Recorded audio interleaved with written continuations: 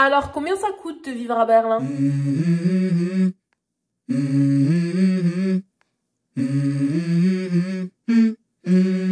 Allô tout le monde, ich bin Océane et aujourd'hui on va parler du coût de la vie à Berlin. Dans cette vidéo, je vais vous présenter un petit peu combien ça coûte de vivre à Berlin parce que je pense que quand on veut venir s'installer dans une ville, c'est bien de savoir combien ça va coûter, non pas juste le prix des loyers, mais aussi le prix de la vie en général. Parce que bon, c'est bien d'avoir un appartement, mais c'est aussi bien de pouvoir vivre et de pouvoir expérimenter. Et si on ne peut pas le faire puisque tout est trop cher, eh bien, voilà. Après, bien entendu, ça dépend du lifestyle des gens, ça dépend de où vous habitez, de vos intérêts, etc. Mais moi, je vais quand même vous donner quelques petites astuces aussi afin de pouvoir réduire les coûts de vos dépenses et donc avoir plus d'argent pour faire ce qui vous fait plaisir. On dit souvent que Berlin, comparé à d'autres grandes villes d'Europe, comme notamment Londres et Paris, c'est beaucoup moins cher. Moi, je suis complètement d'accord. Cependant, je pense que le plus gros facteur de dépense ici serait le loyer. Surtout ces dernières années, je trouve que les prix des loyers ont augmenté de manière exponentielle. Si vous avez vu ma vidéo sur mon expérience avec Connie ou comment trouver un logement à Berlin, vous pouvez voir que les prix, c'est pas des lol maintenant. C'est vraiment pas des lol. Je dirais que pour un studio, on doit payer environ entre 800 et 1200 euros, ce qui est énorme. Moi, par exemple, dans mon appartement, comme je vous l'ai dit dans plusieurs de mes vidéos, je paye 787 euros par mois. Et au pire du pire, je payais pratiquement 1000 euros pour mon loyer. Ce qui est énorme pour la superficie de mon appartement. Et si vous habitez dans des quartiers comme Friedrichshain, Mitte ou Prenzlauer Berg, je vous assure que ces prix, vous allez les atteindre très très vite. Parce que c'est des quartiers assez prisés quand même à Berlin. Moi, j'habite à Kreuzberg. C'est un peu genre underground, etc. Mais ça reste cher. Mais vous pouvez faire comme moi et essayer d'abaisser votre loyer en utilisant des plateformes comme Connie ou d'autres plateformes. Ou même utiliser les mêmes raisons et envoyer vous-même à votre landlord afin de pouvoir abaisser votre loyer. Après, pour tout ce qui est charges, je veux dire électricité, internet, etc., je dirais que en soi, c'est pour certains ok et pour d'autres trucs un peu plus cher qu'à Paris, je vais pas mentir. Par exemple, pour l'électricité, je dirais que c'est pour moi un peu pareil dans le sens où je paye 30 à 40 euros d'électricité par mois. Par contre, pour Internet, je trouve que c'est abusé. Honnêtement, on se rend pas compte en France de l'opportunité qu'on a, ou en tout cas de la chance qu'on a de pas avoir à payer des 1000 et des cents pour Internet. Parce que honnêtement, ici, en Allemagne, vous pouvez payer 50 euros pour une box Internet, ce qui est énorme. Énorme parce que ça, c'est Internet seulement, hein, j'ai pas la télé. Donc voilà, 50 euros. Bon, ce qui est bien, c'est que j'ai eu une offre. Donc, pendant les 6 premiers mois de mon contrat, j'ai pas payé. Mais c'est quand même 50 euros maintenant, quoi. Donc, voilà. Mais moi, ce que j'ai fait, c'est que, en gros, pour tout ce qui est contrat électrique, assurance et pour Internet, j'ai utilisé Check24. Et moi, je conseille vivement d'utiliser ce genre de plateforme afin de comparer les différents providers, etc. Parce que les prix, ils peuvent aller de très haut à très bas. Pour ce qui est du forfait mobile, honnêtement, pareil que pour Internet, en France, on se rend pas compte de la chance qu'on a d'avoir des trucs comme Free, etc. Parce que moi, c'est ce que j'ai gardé. J'ai gardé Free parce que 19,99 € pour 35 gigas à l'étranger, c'est énorme. Surtout dans un pays où pour le même prix, j'ai 10 gigas. Donc moi, j'ai gardé Free. Je sais que parfois, on a besoin du numéro allemand, surtout pour les choses un peu administratives.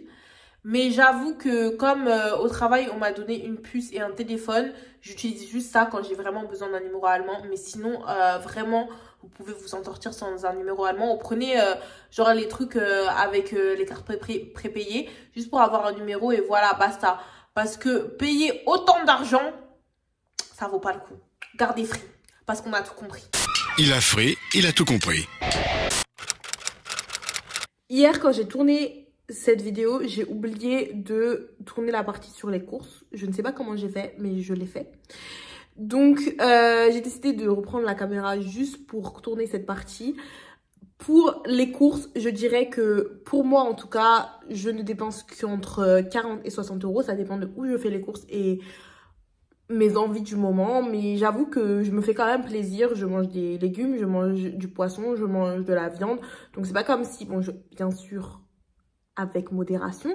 Mais j'ai une alimentation assez équilibrée. Je ne me prive pas. Et ça me fait que 40 à 60 euros par semaine pour une personne. Donc honnêtement, ce qui est beaucoup moins, je trouve, qu'à Paris, parce que vraiment Paris, les chiffres que j'ai vus la dernière fois, ça m'a choqué. Je dirais que si vous voulez les prix les moins chers, il faut aller à Lidl, bien entendu, Aldi ou Netto. Pour les prix un peu plus haut de gamme, et bien entendu, bah, ça va avec la qualité des produits, vous allez soit à Révé ou à Edeka. Après, entre les deux, il y a Kaufland. Moi je dirais que c'est assez bien. Révé ont aussi un service de livraison. Je faisais ça quand par exemple je voulais commander mes bouteilles d'eau. Donc vous avez assez de choix à Berlin pour bien vous en sortir. Il y a aussi les marchés. J'y vais pas trop parce que j'ai pas de caddie et comme c'est pas hyper près de chez moi, porter tout ça, flemme. Concernant la santé, déjà en Allemagne, je vais vous dire que c'est obligatoire d'avoir une couverture santé. Donc vous pouvez avoir soit la publique, soit la privée. Moi j'ai la publique parce que bah si vous êtes salarié comme moi, et ben vous cotisez directement à votre couverture publique et c'est à peu près 10 à 15% de votre salaire brut. Donc c'est quand même énorme, j'avoue. Tous les mois quand je reçois ma fiche de paye, je vois ce montant, je me dis mais vraiment. En tout cas, après, je dirais que en soi, les frais médicaux sont assez bien couverts. Quand on va par exemple chez un généraliste et tout, même chez la gynéco où je suis allée il y a pas longtemps, ça m'a coûté rien du tout. J'ai pas payé du tout parce que c'est pris en charge par ma couverture de santé. Et ce qui est bien, c'est que parfois ils vous remboursent aussi une partie de par exemple des soins un peu plus cosmétiques, on va dire, tels que par exemple le nettoyage des dents, où par exemple moi je suis chez Aoka et ils donnent 50 euros de remboursement quoi que vous fassiez, et par exemple ils me donnent 1 euro dès que je fais 10 000 pas. Donc c'est cool. J'ai même vu qu'ils remboursaient quelques abonnements sportifs parce que eux ils sont grave dans la prévention. Ils préfèrent faire que vous soyez en bonne santé plutôt que d'avoir à payer vos soins médicaux après en fait. Et je trouve que quand même c'est une bonne idée. Et je sais pas, parce que ça fait très longtemps que je n'habite plus en France. Mais je sais pas si en France ils font ça. Mais je pense que c'est une très bonne idée. Alors si on parle loisirs, j'en ai des tonnes à dire. Mais je dirais que pour moi, Berlin c'est vraiment the place to be. Quand il s'agit de loisirs, déjà, je dirais que il y a énormément d'activités gratuites ou à petit prix. Ça dépend de vos intérêts, bien entendu. Mais moi, par exemple, j'aime bien aller au musée, mais parfois, les entrées au musée, elles sont hyper chères. Donc, ce qui est bien, par exemple, tous les premiers dimanches du mois, vous payez rien du tout afin de pouvoir aller au musée. Ce qui est hyper bien. C'est valable dans pratiquement tous les musées de Berlin. Et c'est vraiment cool. Il y a aussi plein d'événements sponsorisés par des marques. Ce qui fait que non seulement vous rentrez dans l'événement, mais en plus vous avez souvent à manger gratuitement, à boire gratuitement, etc. Et moi, honnêtement, j'aime bien aller parfois sortir, boire des verres avec des copains ou aller au resto. Mais parfois, j'ai envie d'y aller, mais j'ai pas envie de payer 10 euros le cocktail, vous voyez. Donc ce genre d'événement, c'est cool parce que c'est des trucs qui sont un peu niche. Mais en même temps, vous vous amusez grave et bah pas à vous frais en fait. Comme on parlait de bar, et ben moi je dirais qu'en soi, c'est vraiment pas cher comparé à la France. Pour moins de 5 euros, vous pouvez avoir une pinte de bière. Vraiment, ici, c'est le paradis de la bière. Si vous aimez ça, vous allez adorer l'Allemagne. Puisque c'est vraiment pas cher. C'est même moins cher que beaucoup de boissons sucrées. Et pour les restos, je dirais que vous en avez pour 10-20 euros. Si vous allez dans des trucs low cost, 20-30 si vous allez plutôt dans des trucs moyenne gamme. Mais ce qu'il faut vraiment prendre en compte, c'est que ici c'est la tipping culture. Comme aux États-Unis, ça c'est vraiment quelque chose qui m'énerve. Parce que parfois, on me donne pas un super bon service et j'ai pas envie de typer quelqu'un qui m'a pas donné un bon service en fait. Et ils sont là, vous allez typer combien? 10, 15%? Non. Moi, j'ai pas envie de vous typer en fait. Non. Cette vidéo, je l'ai filmée à la One Again parce que j'ai oublié de parler des transports aussi. Et pour les transports, je paye 47 € par mois, dont 10 sont pris en charge par mon entreprise. Et honnêtement, je dirais que c'est vraiment très peu cher puisque cette carte de transport est valable dans toute l'Allemagne. Donc je pense que c'est un prix imbattable. Surtout qu'à un moment donné, je crois que c'était en 2022, ils avaient des offres pendant l'été qui faisaient que cet abonnement était de 9,99 € par mois. Ce qui était vraiment une aubaine. Vraiment, la RATP devrait vraiment prendre de la graine de ce qui se passe à Berlin parce que vraiment. Enfin, pour les vols et tout ce qui est long trajet, etc., je dirais que les prix ici sont hyper chers parce que en soi, les vols ici, ils sont taxés de manière européenne et en Allemagne puisque l'Allemagne taxe les courts trajets. Donc, si vous voulez retourner en France ou vous voulez aller dans d'autres pays d'Europe, vous allez canner. Même il n'y a pas longtemps, je suis partie au Cap-Vert. Enfin, il n'y a pas longtemps, au début de l'année. Et partir de Paris, ça me coûtait 300 €. Partir de Berlin, ça m'en coûtait 700. J'aimerais vous dire que je suis partie de Paris parce que ça n'a aucun sens que ça me coûte beaucoup plus cher. Enfin, pas genre 50 € plus cher, des centaines d'euros plus cher. Non, honnêtement, moi, je conseillerais vraiment de bien regarder. Mais après, moi, ce que je comprends pas, c'est qu'ils font tout ça et qu'ils font tout ça.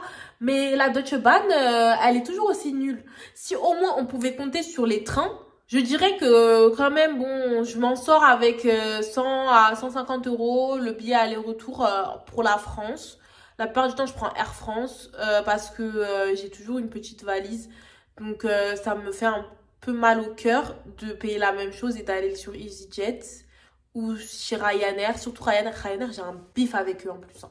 J'ai un bif avec eux. Bref. Mais tout ça pour dire que ça va, mais c'est beaucoup plus cher qu'ailleurs. Pour résumer, vivre à Berlin, c'est abordable. On peut vraiment s'en sortir sans se ruiner. Bon, à part pour le loyer, parce que vraiment, ça, c'est une dépense qu'on peut pas vraiment échapper. Je pense que le plus important, c'est de définir ses priorités et d'optimiser ses dépenses en fonction de son budget et de ses rémunérations en fait. J'ai prévu de faire bientôt une vidéo sur comment budgéter puisque pour moi ça a été une bête noire pendant très longtemps, mais c'est vraiment ce qui m'a aidé à optimiser mes finances.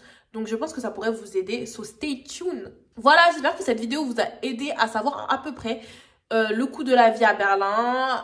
Si vous avez des questions ou que vous voulez vous aussi partager votre expérience, peut-être que vous expérimentez un autre Berlin que moi, je ne sais pas. Mettez vos commentaires down below et on se retrouve très vite pour de nouvelles aventures.